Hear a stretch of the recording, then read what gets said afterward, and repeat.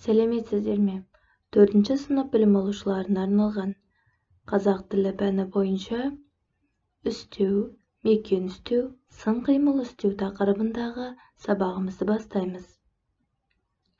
123-ші сабақ. Бүгінгі оқу мақсатымыз үстеулерді мағынасына қарай ажырату, етістікпен байланыстырып сөйлемде қолдану. Дескрипторы сөйлемдегі қателерді тауып, түзетіп жазамыз. Үстеулерді ажыратып және қолданамыз. Балалар, біз өткен тақырыпта мезгіл үстеуін өткен болатынбыз. Ендеше мекен үстеуіне кезек берейік. Мына бейне жазбаны тамашалап, мекен үстеудің мағынасын, сұрақтарын білейік. Бейне жазбаны мұқият тыңдап, назар аударайық. Мекен үстеулері және олардың мағыналары, сұрақтары. Мекен үстеулердің қолданылатын орындары. Сәлеметсіңдер ме? Сәлем, қайдан келе жатырсың? Мәдина сабақты қайталаймыз деген, сосын келдім. Мен де сендерге келе жатырмын. Сәлем, мен кешіккен жоқпын ба? Ой, Мәдина, сен қандай жақсысың? Біз үй тапсырмасын орындамаған едік. Мен мекен үстеуді түсінбедім. Жарайды онда. Онда қазір бір-бірімізге айтып, түсіндірейік. Қане кім жақсы түсінді? Бірінші кітапқа қараңдар.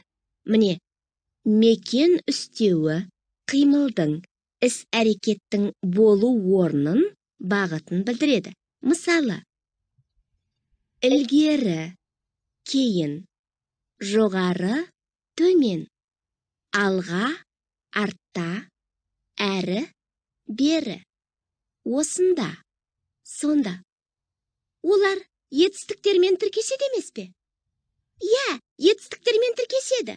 Мысалы, ілгері жүрді, кейін жүрді, жоғары ұшты, төмен ұшты, алға бастады, артта қалды, әрі кетті, бері келді, осында отыр, сонда барды.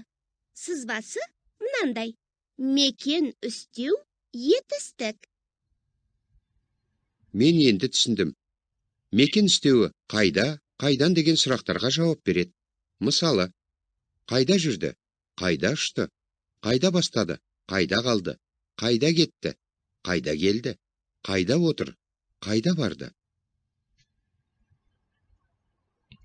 Мінеки балалар, біз мекен үстеуімен таныстық. Ендеше алған білімдеріміз бойынша оқулығымыздың 109-шы бетіндегі 14-ші жаттығуды орындаймыз. Көп нүктенің орнына төмендегі мекен үстеулерін қойып, сөйлемді көшіріп жаз делінген. Керек сөздер тысқары, жолшыбай, мұнда. Оқулығымыздың 110-шы бетіндегі 15-ші жаттығуға назар аударыңдар. Сөйлемдердің қатесін түзеп жаз, үстеулерді тап делінген. Ербол төрде қаннен қаперсіз кітап оқып отыр.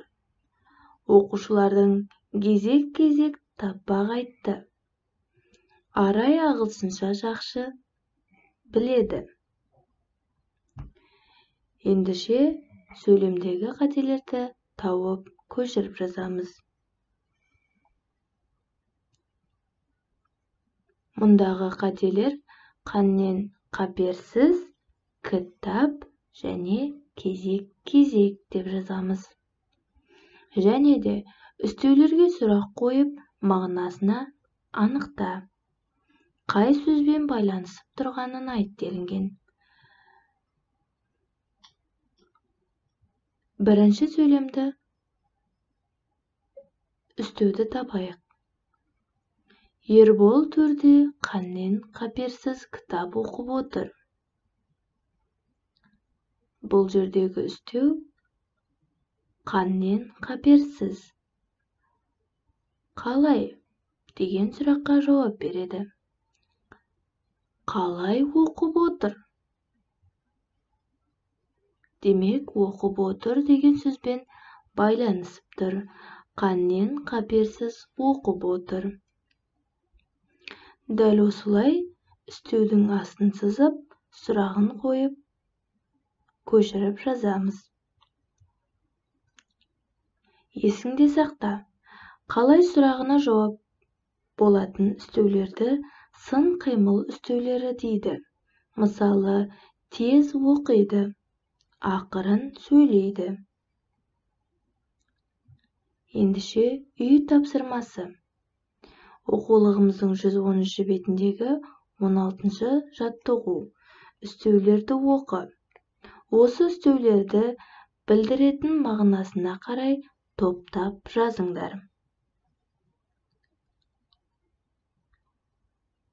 Ендеше бүгінгі сабағымыз аяқталды. Сау болыңыздар.